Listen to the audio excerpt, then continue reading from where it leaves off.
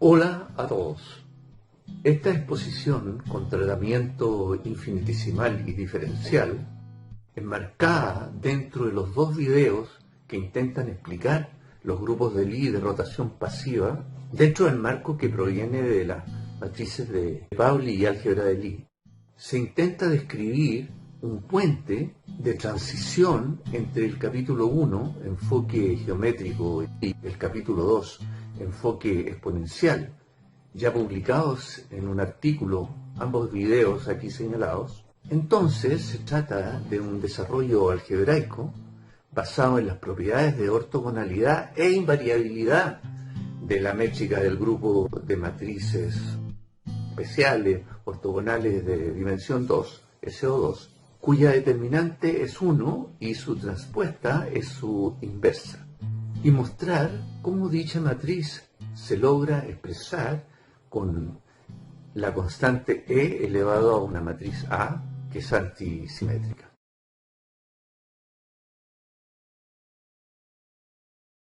El presente video es un desarrollo intermedio de carácter más bien algebraico, que describe la transición mediante el cálculo diferencial entre el capítulo 1, enfoque geométrico, y el 2, enfoque matriz exponencial.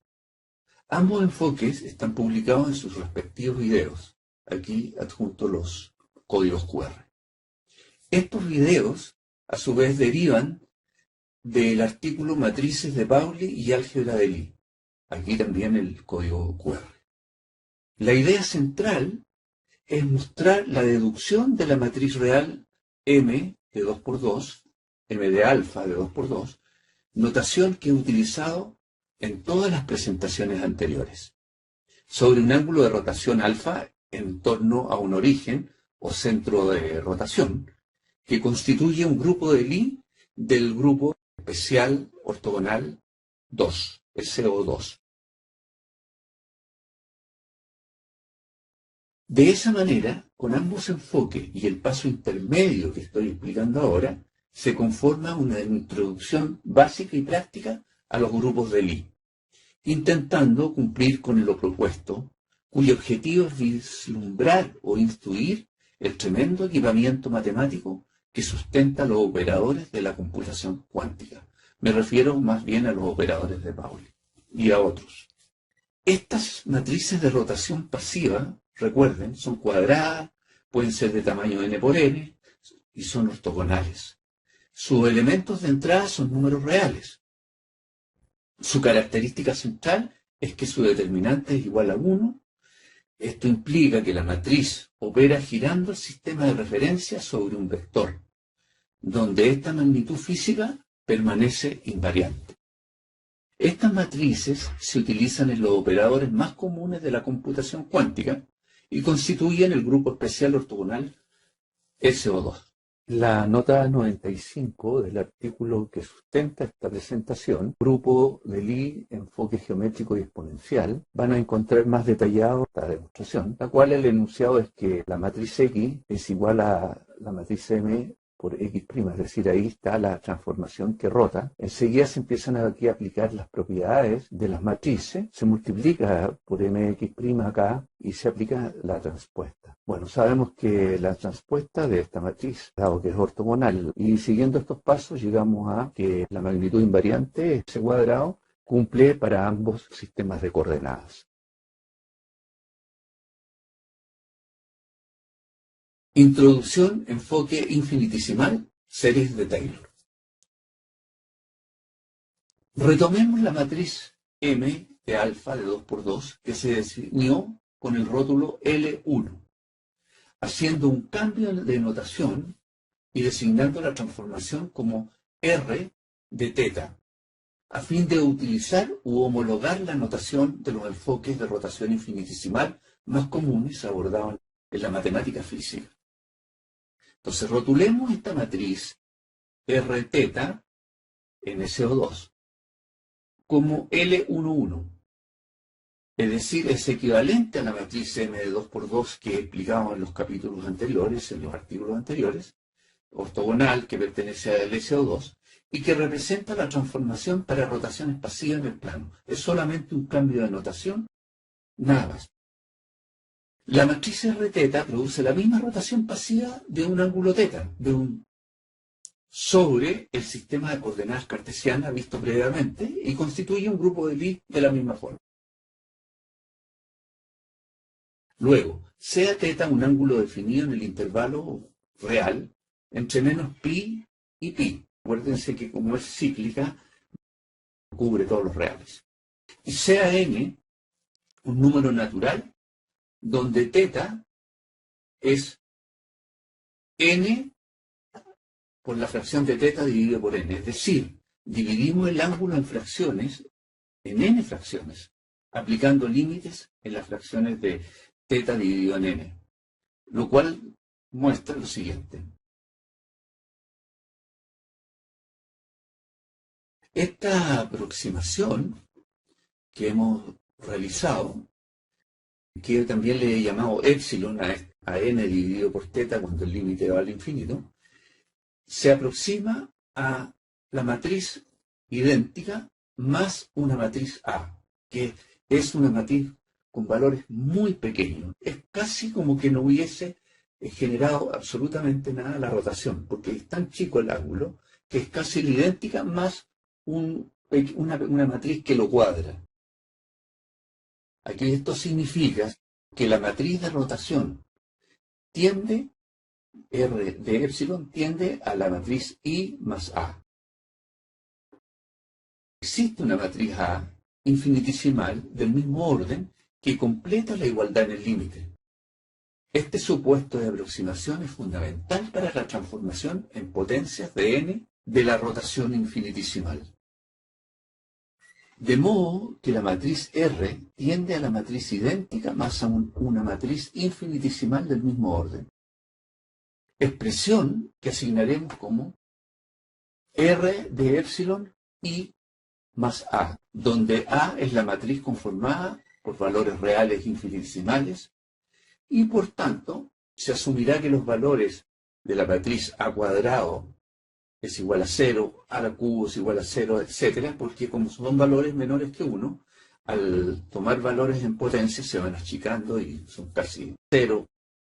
Esto más adelante veremos que comprobará que la matriz A es antisimétrica.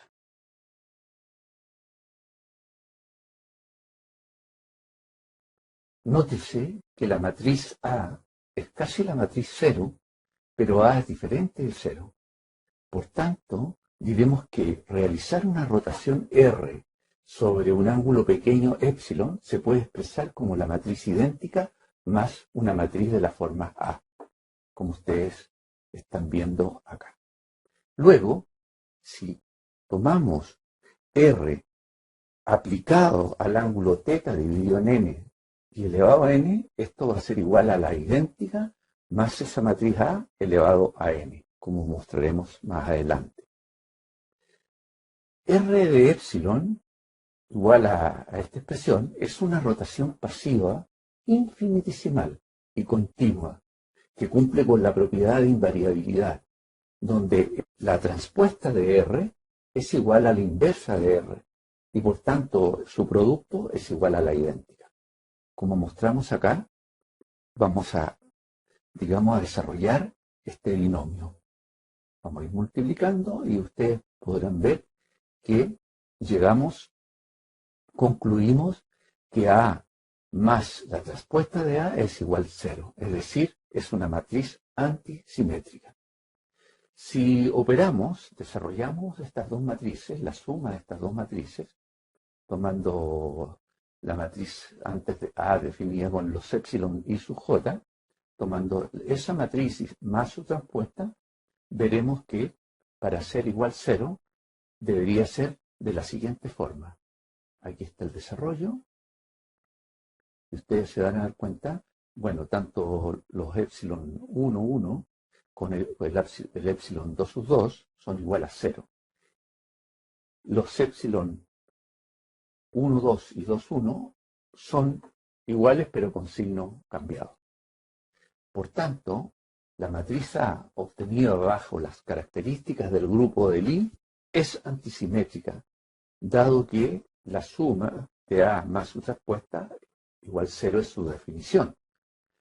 Factorizándolo por epsilon, se obtiene que A es igual a esta que estoy señalando acá. Y ahora, sea J igual a la matriz 0, menos 1, 1, 0 que estoy mostrando.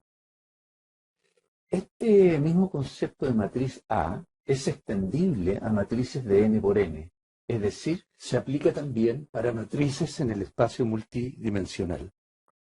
Ahora consideremos esta expresión desagregada en matrices extendidas. Y aquí ustedes van a ver cómo separamos, digamos, parcialmente tanto la matriz idéntica como la matriz A, multiplicado por teta dividido en n, que está acá, el épsilon, elevado a n. Y vamos a obtener, se va a concluir, que la matriz A es igual a teta dividido en n multiplicado por j. Enfoque infinitesimal aplicando la serie de Taylor. A continuación veremos la recursividad de las derivadas, tomando la rotación r de teta elevado a n, igualándolo a i más teta dividido en n por j, todo eso elevado a n. Veremos que esta igualdad es igual a la identidad. Al evaluar la rotación en torno a 0. Nótese que al derivar esta expresión sobre la expresión i más teta dividido en nj elevado a n, empecemos a derivar. Se aplica la regla de la cadena donde la variable es teta. El parámetro teta es el que varía. Los otros términos son constantes. De modo que la derivada interna de teta o teta prima es igual a 1. Empecemos a derivar primero la primera derivada, la segunda, la tercera, etcétera, porque al aplicar Taylor tenemos que obtener las derivadas, ustedes saben, el desarrollo de Taylor.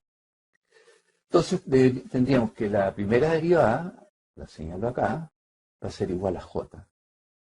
La segunda derivada va a ser n por n menos 1 por esta expresión, etcétera, y va a llegar a n por n menos 1 por j cuadrado dividido en n.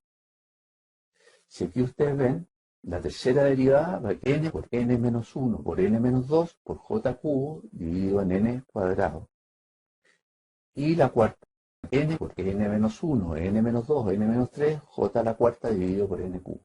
Entonces, si mirando esta recursividad desarrollamos la enésima derivada de r en torno a 0, ¿cierto? En teta, vamos a obtener esta expresión que ustedes observan aquí, j a la n dividido por n a la n menos 1.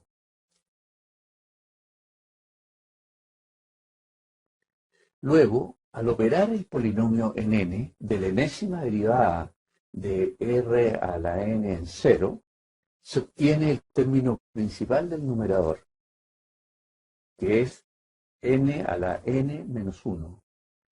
Es decir, igual al denominador, que también es n a la n menos 1, y ambos tienen el mismo coeficiente. Eso implica que el límite al infinito es 1, dado que ambos polinomios tienen ese mismo grado y los coeficientes principales son iguales. Que el límite al infinito de la enésima derivada de n en el punto 0 es igual a j elevado a n. La primera derivada es j, la segunda es j cuadrado, la tercera es j al cubo, etc. Por tanto, bajo el concepto de sucesión convergente o espacios métricos continuos e infinitesimales, se irán sustituyendo en el próximo polinomio de Taylor las derivadas por los siguientes términos con potencias de la matriz J. R en 0 es la idéntica, R' en 0 es J, R2', es decir, segunda derivada, en 0 es J cuadrado, y así, etcétera, como señalo acá. Aplicando el desarrollo de polinomio con serie de Taylor en torno al origen 0 del intervalo, que ya definimos, a la función de rotación infinitesimal R de teta, se obtiene lo siguiente. Sustituyendo en el primer paso que vamos a hacer, nos quedaría entonces la idéntica, tal como lo vimos ahí, más, ahora ya vamos en j, sería teta dividido en 1 factorial por j, teta cuadrado dividido en 2 dividido en j cuadrado, teta cubo dividido en 3 factorial, j cubo, etc.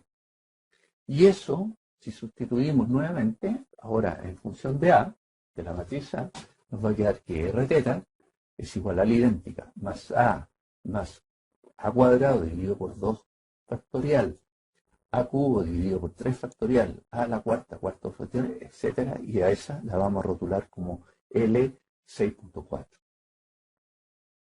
En efecto, en el polinomio se reemplaza cada teta elevado a k por j elevado a k por a elevado a k, por la matriz a elevado a k, con k 1, 2, 3, 4, como ustedes saben.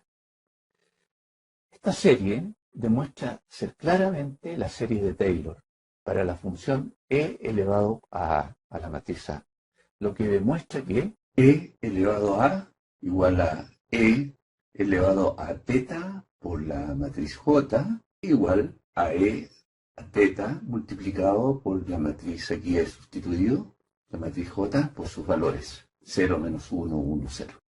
A continuación de este capítulo intermedio, infinitesimal de rotaciones pasivas, es la base en realidad del capítulo 2, enfoque exponencial, del grupo de Lie de matrices de 2×2.